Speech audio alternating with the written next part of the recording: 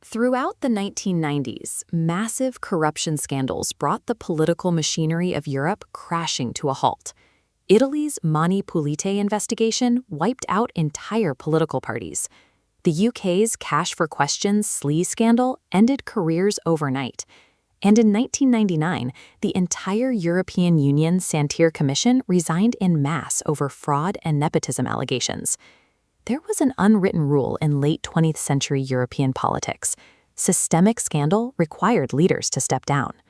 Spain, under Prime Minister Felipe González, provides us with the perfect historical baseline. His administration was swallowed by massive compounding scandals, including vast illegal party financing through the Felipe network and the Lawfare, a state-sponsored campaign of assassinations against Basque militants. Even amid that chaos, the accountability mechanism functioned. Ministers resigned and went to prison. González called early elections, and voters removed him from power. At the time, a politician's survival depended entirely on a fragile cord of democratic trust. Today, the administration of Prime Minister Pedro Sánchez operates in a different reality. His inner circle is drowning in legal trouble. Top allies face the Coldo bribery case involving pandemic mask contracts. His brother is under indictment for cronyism. Even his government-appointed attorney general stands accused of leaking confidential judicial information for political gain. The crisis reached the prime minister's residence when a judge formally charged his own wife, Begoña Gómez, with embezzlement and influence peddling. In the 1990s, these charges would have collapsed the government. Today, there have been 0 top-level resignations, and Sánchez has confirmed his intent to run for re-election. If the courts still issue indictments and the press still investigates, what specific tools did modern politicians invent to completely dismantle the resignation machine? Modern politicians have engineered a survival playbook built on 2 primary shields. The first is the Lawfare Doctrine. This tactic frames legitimate judicial investigations as partisan, right-wing attacks. It redirects the focus from the corrupt act to the judge or prosecutor behind it. Following his wife's indictment, Sánchez applied this doctrine by taking a 5-day sabbatical to publish an open letter. He branded the investigation as mudslinging and framed his refusal to resign as a principled stand for democracy. This narrative manipulates the political base into viewing accountability as a cowardly surrender. If the investigation is a partisan hit job, then stepping down is a betrayal of the party's voters. The lawfare hack neutralizes public moral outrage by delegitimizing the courts themselves.